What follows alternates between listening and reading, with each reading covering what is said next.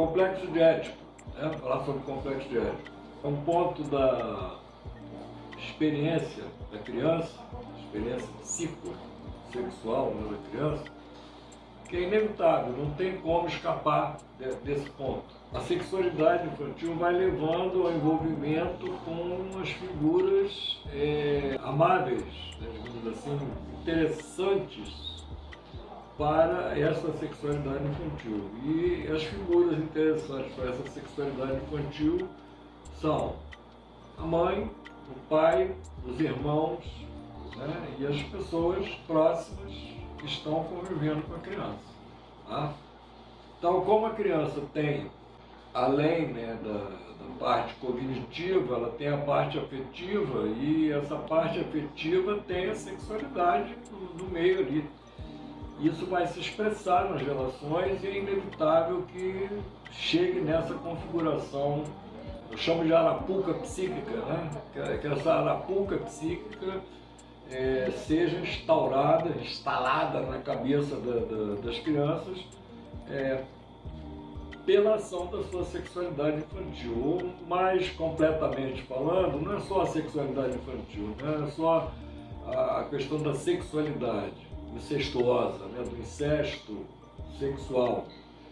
É também a opção de morte, é também a onipotência infantil, é também o autoritarismo infantil, é também a crueldade infantil, a maldade infantil que estão atuando aí. Então, arrumar tudo isso é um trabalho que o adulto precisa fazer. Então é preciso que a gente deixe de ser criança e se torne adulto para poder arrumar essas coisas. Se você continua como uma criança, essas coisas vão ficar desarrumadas.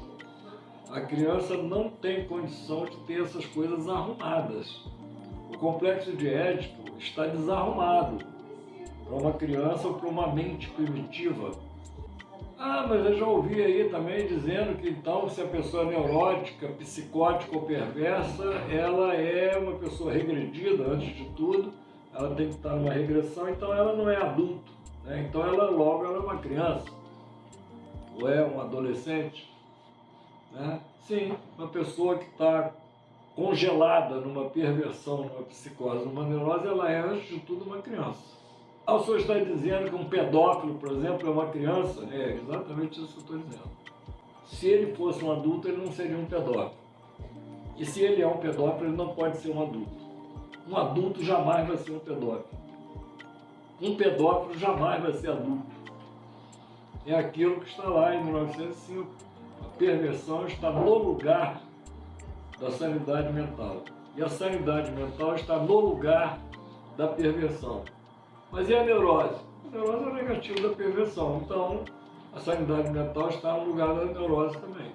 E a psicose? Pô, é uma neurose mais regredida ainda. É uma neurose narcísica, que nem transferência consegue fazer. Para poder dar conta da opção de morte, né, ao meu ver, dentro dos meus estudos apontam claramente para essa correlação. Ser maluco para não ser destruidor, mal, para não ser psicopata. Ser maluco para não ser psicopata. A neurose é o negativo da perversão. A psicose é a neurose? É, psicose é a neurose narcísica.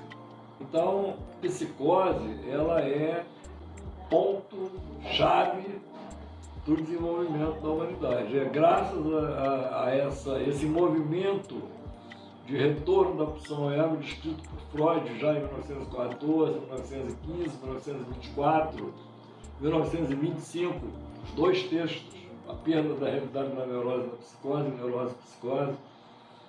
Então, essas descobertas freudianas são fundamentais para a compreensão do que ocorre na nossa mente, né, e do complexo de Édipo.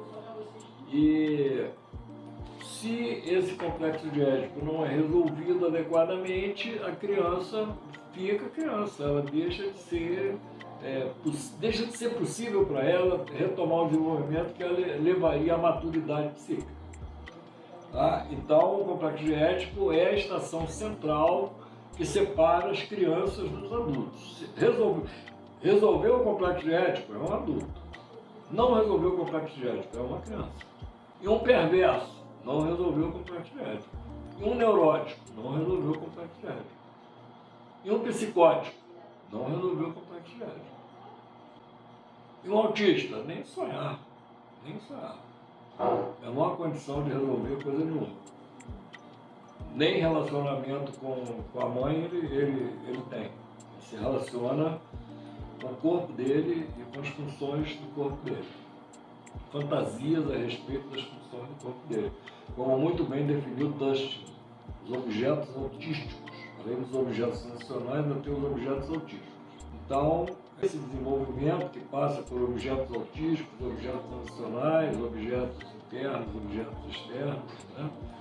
Você nunca podendo ser muito bem definido, um objeto interno, um objeto externo, né? Há uma grande influência naquilo que é externo, daquilo que é interno. Se você não souber disso, com certeza você vai estar trabalhando para os desejos internos, né? Em detrimento da observação adequada da realidade. Então, para observar adequadamente a realidade, você precisa observar a realidade interna, fazer o trabalho de introspecção para poder ter condições de fazer o discernimento daquilo que você observa e daquilo que é o seu desejo de ser observado, né? Então, você deseja observar determinadas coisas. E aquilo que você observa, muitas vezes, na maioria das vezes até, não é aquilo que você desejava que fosse observado. Complexo de Édipo, então, ponto culminante do desenvolvimento da sexualidade infantil, mas não ponto culminante do desenvolvimento mental de um ser humano. Tá? Tem muita coisa para fazer ainda depois do complexo de Édipo. O complexo de Édipo é tão desgastante e tão difícil de se lidar com ele, porque envolve, né, conflitos fortíssimos, né? Perder a mãe, perder o pai, virar adulto antes da hora, né? Se casou com a mãe e virou adulto, né? Antes de casar com a mãe tem que virar adulto. Ou continuar criança, né? E a mãe sendo uma criança também, né? Então não é possível, né, um adulto se relacionar verdadeiramente com uma criança, tá? Então a criança tem a época, né, dela, a turma dela, o tempo dela. Tem essa questão também, a tentativa de minimizar, de negar a diferença de gerações, né, de tempo. É diferente você nascer num mundo que já tem o celular dentro do teu berço e você não tem nenhum telefone para conversar no outro mundo, né? Então são mundos diferentes. Então o avô não pode ser igual ao neto, são diferentes, né? Então a troca de experiências é completamente diferente. Poucos anos, né, de diferença entre um avô e um neto. Em termos do tempo do universo é nada, né? Quase que nada, mas aqui nessa vida nossa, aqui nessa vida psíquica nossa, é uma eternidade, né? É realmente muito diferente o tempo que o vovô era criança e o tempo que o bebê de hoje é criança. Completamente diferente.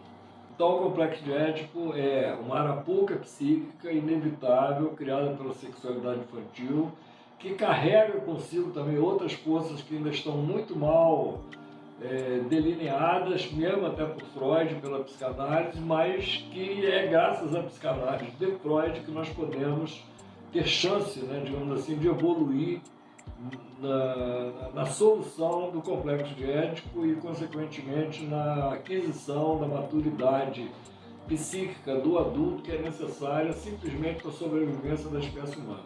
Tá? Se os adultos da espécie humana não assumirem a gestão da espécie humana, se as culturas produzidas por adultos, tá, não assumirem a gestão da espécie humana, vai ser difícil a espécie humana sobreviver. É uma questão de sobrevivência da espécie humana. Logo, superar o complexo de Édipo é uma questão de sobrevivência da espécie humana. A vocês para se inscreverem no meu canal do YouTube, Psicanálise Léo. No meu canal do YouTube, vocês vão encontrar dezenas de vídeos a respeito de psicopatologia, psiquiatria e psicanálise. e da articulação entre elas.